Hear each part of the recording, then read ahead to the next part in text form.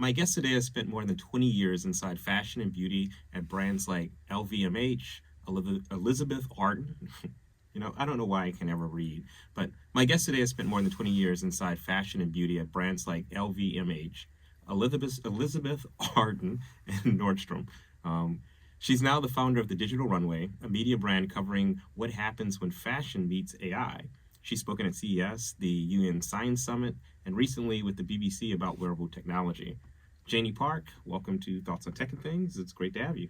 How you doing? Good. How are you? Thank you so much for having me. I usually am on the other side of talking and asking questions, so I like being able to talk freely, or yap, as the kids of the generation say. Well, relax, take a break, and let me take on some moderating duties for you, Mr. Host, today.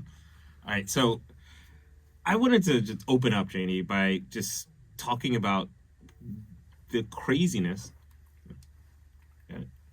Sorry, I just heard it buzzing. Yeah. So, Janey, I imagine that people who are listening today are thinking to themselves that it's crazy that we're connecting these two worlds of fashion and technology. These are two isolated worlds that people talk about, but they're not used to them coming together as a thing, right?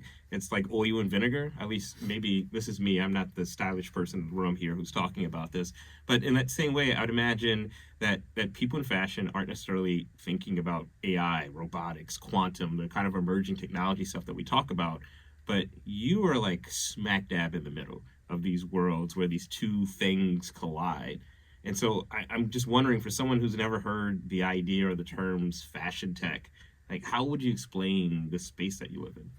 Yeah, I mean, having been in the industry, worked on the traditional side, and now literally having fell deep down the rabbit hole of tech, which was actually by way of Web3, blockchain, crypto NFTs, and then now really just connecting the dots between, what's going on in beauty, fashion, retail, under the umbrella of innovation, when it comes to emerging tech, AI, and different use cases. I mean, honestly, at the end of the day, it's literally just the connection of fashion and technology. So if you're looking at concentric circles together, you have fashion, you have technology, and within technology, obviously, there's different aspects of it. But what it really boils down to is how are fashion companies using tech and AI to solve problems or to design in a more efficient way. There's a lot of different ways and what it actually looks like.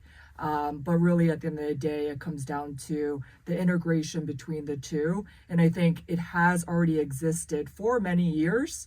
But the fact of the matter is that tech has always been silent and no one really cared to talk about it and really kind of combine the words together. Whereas now fashion tech or AI fashion is a buzzword that people really want to talk about. So when I think of fashion tech, I think of a lot of failures. So hear me out here. But there's this graveyard that I think maybe this is because tech folks who maybe don't necessarily get fashion have been trying to crack into this in different ways. Google had this partnership with Levi where they created a smart jacket that had these textures in the cloth that were smart, that could listen, or maybe not listen, but they could tell that you're swiping or doing things. You can control volume or pause music, just touching your jacket. There's also the Apple Watch. Famously, when Apple first launched the watch, they thought that people would buy these gold versions that were up to $17,000. They sold some of them, but not as many as I think they thought they would. And then today, we are very much talking about glasses. Google Glass is how it maybe started, but with Meta has partnered with Oakley and Ray-Ban to create something that I think some people seem as stylish. And I'm just curious, as you watch from a person who's been on both of these sides, do you think it's important that fashion leads this, or the fashion industry leads it? Is it because technology industry has tried to lead it? Is it something that they're just missing in how they crack this nut of working together? Yeah, I love it when you say crack the nut or crack the code, I guess you could say, when it comes to fashion technology or fashion tech. What you're delving into is fashion tech and then there's wearable technology. So a couple of years ago, as I was starting the Digital Runway, which is a media brand, and really it came about because I wanted to share with my C-level that I used to work with down to Gen Z colleagues or people that I used to manage, and they're all asking me like, what the heck are you doing? What are you talking about? How does tech and AI or blockchain actually have anything to do with what we're doing, and why should we even care? But the examples that you gave and a lot of the questions that you had, I think, have been things that I've been mulling over myself. And for me, having worked on both sides of the industry, the traditional side, where I sat in boardrooms, how to present things, to working in a startup or advising startups in terms of how to figure out their go-to-market or their commercial strategy. The term "stay in your lane" has such a negative connotation, and I'll flip the switch on this one. In this case, fashion people should be doing fashion. Tech people should be doing tech. And there's the intersection, which is a rare breed currently right now, just because it's not as popularized yet, who can really, intersect both worlds. But what it comes down to is having wearable fashion tech. And that was a term that I coined a couple of years ago. And the reason why, the examples that you gave, Google, for example, with the Levi's partnership. Again, you need someone who's going to advocate and actually understands both sides to actually build something where there's power play. There are huge companies and conglomerates that are coming together, but it needs to make sense at the end of the day.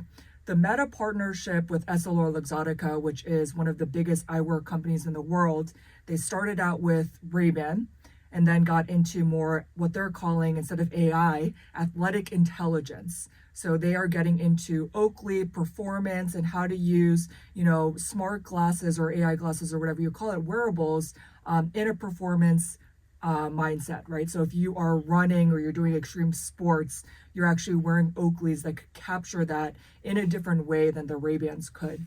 But again, even going back to the Levi's example versus EssilorLuxottica and Meta, EssilorLuxottica did the design. Meta did the hardware, the software. So there was a merge between the two industries. I think the thing that I'm looking forward to coming up, and this is a play that I'm very interested with Google, and I'm sure, I think, I don't know for sure, but I'm hoping that they will announce it this year during Google I/O, which is their partnership where they're actually launching again a form of wearable technology through glasses, so the Android XR glasses. But the difference this time around is that they are partnering with Gentle Monster, which happens to be a Korean company, one of the most innovative eyewear companies in the world, and Warby Parker, which would probably handle more of US side distribution and kind of the business model, but had to actually get those glasses out there to the masses versus just to the tech people who are a very small subset when you're talking about the commercialization of wearable fashion tech or fashion that people are going to wear that happen to have something tech in the glasses. That's interesting because it really speaks to your stay in your own lane. Here you have one company that's focused on how do we make this a product that people will want to wear, and they're focused there, while in the case that you gave, Meta is worrying about how do we build this technology to fit that. And so you have this meld that happens. It's interesting. I think that there are people who don't realize how much technology has kind of stepped into this space. There are things that you may not think about when you're wearing whatever, your Samsung Buds, your AirPods in your ear, whatever watch or digital watch that you have, whatever the bands are. I mean, that's something. And and there's been a long-standing partnership with Apple and Nike, that started with putting these little things in your shoes that could do tracking. Now they don't need that anymore, but there are all these interesting ways where these things are intersecting. And I don't know if we think about what I call the personal area network that is our body, that are all these interconnected devices that say something about you, that are fashion statements in a way. The nerd in me is geeking out over the fact that you, instead of LAN, like LAN, you went PAN and created your own acronym for that. I think when it comes down to the ideology, the theology, and actually at the end of the day, the commercialization of fashion technology, or wearable technology, or kind of that intersection where, fashion is wearable. Wearables actually, will take the data in some shape or form, whether or not it's, as you said, an iWatch or a smart ring or a Whoop or whatever you're using. There is a specific use case of data that's being collected that you can analyze. And actually, even, they're using AI at the end of the day to parse and to look through the data to give you analytics and a report that you could actually make sense of at the end of the day. But I think the role of people who actually function as a bridge, again, understanding the fashion, understanding the tech, to actually speak the language. I think that is the next generation come up of the industry. And even just for myself, like culturally, I'm Korean American. I was born in the States. I lived in Korea for a year when I was in elementary school, came back. I had forgotten how to speak English when I came back to the States, was put into English as a second language, and then, spent a quarter of my life, so in my 30s, living in Asia, across Hong Kong, Macau, China, Southeast Asia, and even Korea. And there is something about being a bridge culturally, commercially, and even with tech and innovation going forward, is they may not necessarily be the expert who can code, or, you could vibe code and things like that, or they may not be able to actually design a tech pack for a fashion item, but they know enough and can actually bridge people together to a common goal to create something that people would want to wear at the end of the day, because it looks like a fashion item or an accessory versus looking like a janky piece of tech that people are wondering, why did you even create this? Yeah. So I wonder about these words, AI fashion. And when I think of AI fashion, and I'm curious how far off I am from the way that you describe it, or maybe I'm right on, but I think about some of the things that Amazon and Google are doing to make it easier for you to try on clothes virtually. There are a lot of solutions that are there now that you can take pictures of yourself, you can put these things in, and it can understand your dimensions of your body, and then it can say, hey, this is how this thing will fit on you, or how this clothing will drape on you, or I think drape's the right word. I'm trying to just give you a feel, that it's one of the biggest issues that I think we've all had with virtually shopping, that you just don't know what you're going to get when that box comes in. And those are some of the ways, but that feels like there's only a piece of it. There is so much that AI can do, especially in fashion, which I love tech, but I also have a healthy dose of anxiety and fear about where the world is going. And I think that this is a mentality that we should all have. I'd rather learn and leverage AI than get left behind. In terms of fashion, what you just mentioned, I mean, Google launched Doppel, which was their virtual try-on. It was dropped last year during Google I/O, where you could use an app. It'll take a photo of you, convert it into an AI avatar. There's a lot of conversation whether or not the translation of the AI image of you as an avatar makes sense. And what I mean by that is it doesn't necessarily capture you in all of your dimensions, right? It will turn you into a runway model's body. And not everyone looks like that, and that's okay. But whether or not that makes sense when you're shopping and, AI is sizing you. And I think what you were saying is a really commercial use case in terms of being able to take a photo, having it measure your specs, and then, one designer or one brand, or French sizing versus American sizing versus buying something in Japan or Korea is going to look very different, and being able to translate that and actually size you.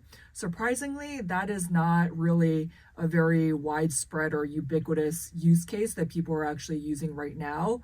And that's on the commercial and the consumer side. But then you have AI that could actually help with production or actually fashion design. Like I was mentioning before, tech packs, basically a way to spec out what a garment looks like, or what are the dimensions of a garment, and, automatically curate all the different sizing, for example. In a pack that then gets sent to a factory that they could actually create the garment, for example. So there's a lot of different ways end to end that AI actually can impact the fashion life cycle, I would say. On the Digital Runway, I think there was an article that I remember reading on your website about stylist and virtual styling as Mhm. well, which is a thing that these are, I didn't realize that celebrities are paying. I mean, I should have guessed this, but celebrities are paying, six-figure salaries to have stylists that come in to help them with everything from, figuring out what they wear to their makeup to their hairstyles. And suddenly, in that same way, there are people returning to AI Mhm. and AI stylists that are possibly taking another job that we didn't, I didn't think about away, but also it maybe makes this something that it's easier and more accessible for people who've always wanted to dress like the celebrities do. Yeah, I mean, AI fashion styling. I remember when I posted that Substack and I posted on social media, even LinkedIn, I had a lot of comments. And what I mean by that is both good, bad, and ugly. And what I mean by ugly is people who are scared of what's happening, which with any adoption curve that actually happens. The like Law Roche is one of my favorite stylists. He worked with Zendaya, Kerry Washington, a bunch of other famous celebrities, and you know there was a debate on X where it was a conversation of whether or not AI can have taste, right? They can have Mm. aesthetic. Of course, LLMs and AI can be trained on these things and they could, replicate by, parsing the data of, if you were to think about Clueless as a movie, right? Like taking Yes. a photo or image of every single thing in your wardrobe and understanding, okay, this person has this percentage of this color or this cut or something like this, where they have an analysis of who you are and what your closet looks like. Of course, AI can suggest, what type of brand you may like that you may not know of, or what style or what particular item, but can it really curate the best style for you? I have been playing a lot with these apps or even talking to ChatGPT or Claude or Gemini even about fashion styling, Korean color analysis, things like this. And I think at the end of the day, I don't think that the aesthetics are there yet. And this is just my personal opinion, because some people maybe they have a different sense of style and they wouldn't put together the crazy outfits or have a closet where I could literally walk out as 20 different people, because some days I'm dressing like a crypto tech bro in my black hoodie, my black Yankees hat, and today I'm wearing a tartan colored blazer because, just I want to express myself in different ways. And I don't necessarily think that AI virtual stylists are there yet to be able to do it. I think the more interesting use case for brands and for companies is being able to use AI as a personal shopper and collecting more data based on your responses and keeping you in the ecosystem of either their app or their website. Because again, then you have AEO, and I don't want to jump to another topic, but that's a whole Well, nother conversation. well, the thing that I think is interesting about what you're saying is the similarities that I hear from creatives in a lot of different spaces about the fact that LLMs, these AI models, are trained, and because they're trained, they're a reflection of the information, the data that was used and given to them. And so it's one thing for it to understand, everything that was in vogue for for decades and for years, but it's still using that to complete its thought as opposed to necessarily having the ability to create something original. And Mm-hmm. this is something I hear from musicians. This is something I hear from designers that it's not necessarily creating something new. It's more like inspiration from the data that was used to model it. And I find that really interesting because one of my other favorite Substack articles that you blog pieces that you put together was around a fashion brand that did a campaign using AI generated models that Mm. also caused an uproar. And some of this has really made me start to ask this question about, you know, how do we define things like beauty? How do we define things that look good? If I can quote from your blog post, the algorithm didn't invent our biases. It learned it from them, from the data, from our bias. So there's a question coming. Give me a second here. But on Instagram, one of the things that I think is really hilarious is this post where it's what does someone like look like in Maryland, or and it's all based on stereotypes and it puts Mm-hmm. together things. And so I decided to ask a question to ChatGPT I said, without using memory or searching the web, can you use your training data to create a realistic photo of what you see as the most beautiful man and woman standing together? And I'm gonna turn my laptop I'm over. scared. So this is what it sees, and I'll post this in the show notes. I'll make sure there's a link so you guys can see it. And then I said to make it for Maryland, and it updated it so now she's wearing a red dress and it's the state capitol picture in the background. So I mean, it didn't do that much, but it comes to this whole idea of like, how do we define beauty? How do we define, what looks good, and how much of that is, I mean, especially westernized because of the things and the data sets that were trained to create these models. And I'm wondering, like, does that change the way that you think about fashion, or does it worry you about the impact that tools like AI might have and how we define fashion? Ooh, I have very spicy takes on this one. Oh, I love spicy. Come on, bring the spice. It's the Korean side. I bring a little kimchi spice to whatever I'm doing, but I am not surprised by the images that was generated by ChatGPT. Do you mind describing them? Do you mind kind of giving a description of the images? I should have asked you for that before. Like, what that the man and woman look like, Oh, they're white. Yeah. I mean, I am absolutely not surprised. I mean, I think the one thing that I'll say is I did have a response in there. So the Vogue the Vogue magazine had Guess, which is a brand, and they worked with a AI agency, Seraphine Velour, if I remember correctly, and they were actually saying, I mean, the ad itself is a blonde-haired, blue-eyed woman. I mean, take from that what you will.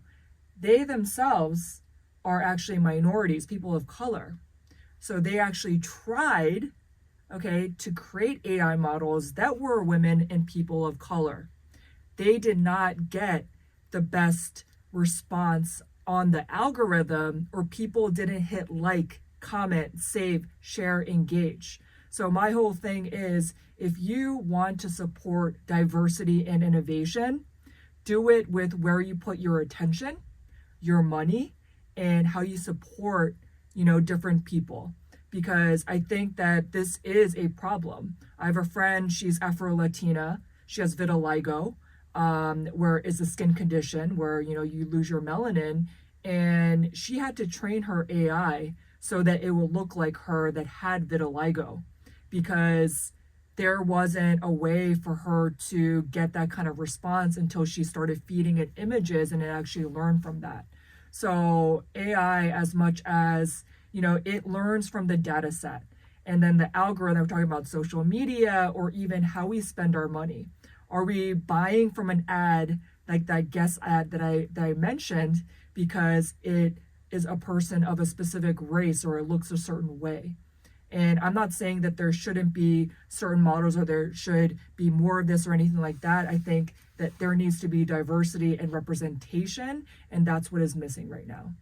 And this goes back to the thread earlier on in our conversation when you mentioned the tools that Google and Amazon are releasing that allows you to see how clothing fits on your body, that sometimes it suddenly makes you, I haven't used these tools as much, but it doesn't surprise me that it would make you very model-esque or assume a specific body type, and I think that also comes into the idea of how this information or what has been used to train these things to give it a viewpoint or starting style in a way. I remember that this was a big thing that happened with Google Gemini, maybe this was last year or 2 years ago, that there was an uproar because the images that it generated were very diverse, and diverse in cases where it didn't make sense in terms of historical accuracy.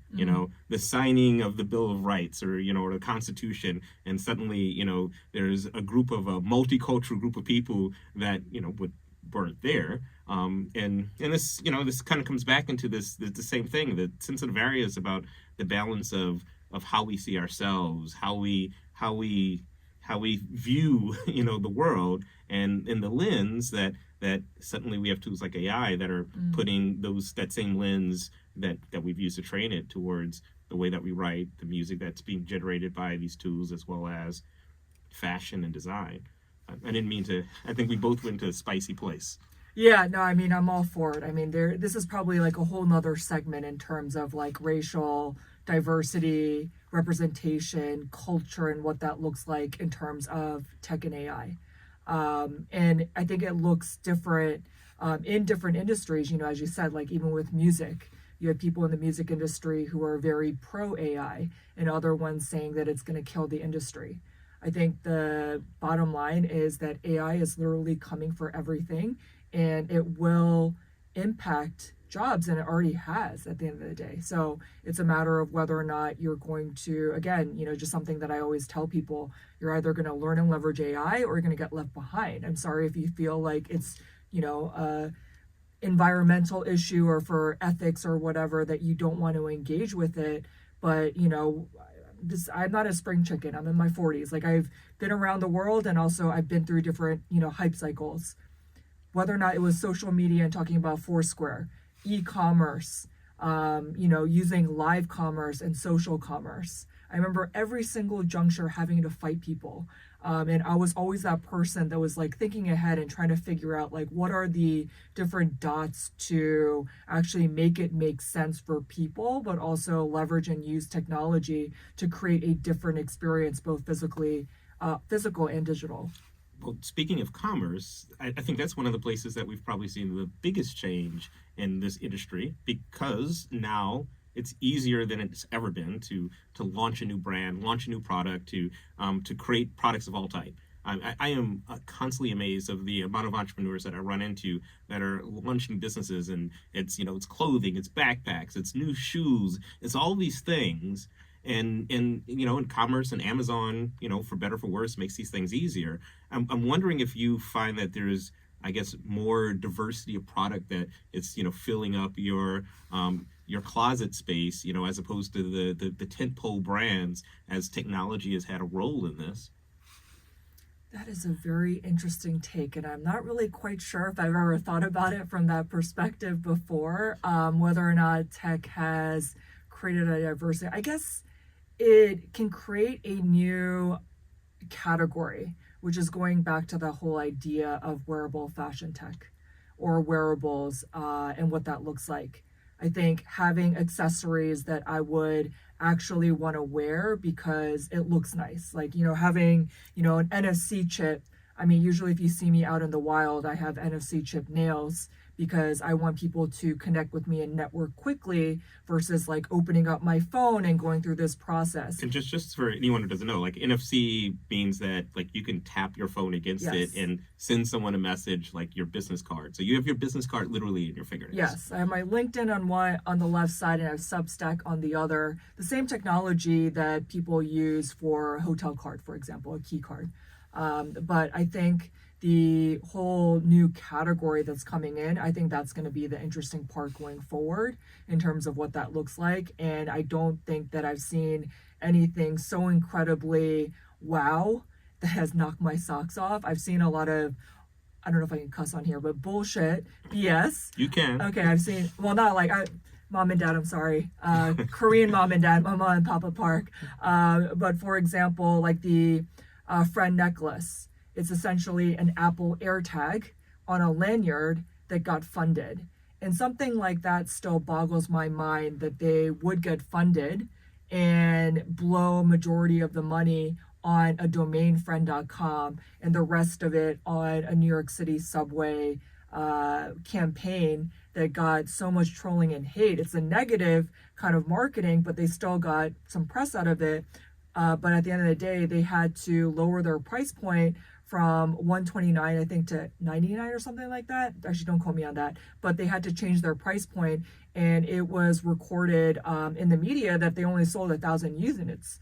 But it's really, again, it's a stay in your lane, which is they should have hired fashion designers to actually design something. And the wild thing is, at CES, I saw the exact same device from somebody else. So we have a problem. So I have one last question. I know we have 2 minutes. I'm going to do the outro real quick, just so we have it, and then I'm going to ask the question so we can, so you can have time. So, Janey Park is the founder of Janey Park is the founder of the Digital Runway. if you want to take a look at the show notes and follow any of the links and things that we talked about, it's all right. This is where I always mess up and only have a minute. Janey Park is the founder of the Digital Runway. Thank you, Janey, for coming to the show. I really appreciate it. Thank you, Jason, for having me. It was fun to talk about what I love. All right. Now the closing question. So for anyone who's listening, this is our closing questions. One last thing before we go out. For anyone who's listening and who is interested in fashion and technology and is wondering about this world, like how AI and digital and emerging technologies all can intersect, what's the thing that you would tell them that they should really like make sure they're paying attention to, or what they should be listening to figure out how to work in this space? Sure. Well, number one, you can follow the Digital Runway. I do cover it. It's a media brand that covers AI, beauty, fashion, tech, wearables from a marketing strategy point of view. I am going to be dropping in the month of March. I'm not sure when this pod is airing, but a whole fashion tech explained series where I literally break down the concepts and more educational content, just because I don't think that everyone is necessarily working in the industry and actually understands it. So yeah, I would love to connect on that side. The other thing that I would say is pay attention to wearables. We've seen Jacquemus, which is a French fashion brand, do loose partnerships with Apple, shot a campaign on the new iPhone. But what's going to be interesting is when you see the connection between fashion brands and big tech actually creating wearables that are part of a fashion line. And again, we aren't there yet, but that's the future that I envision. Awesome. We're good. Thank you. All right.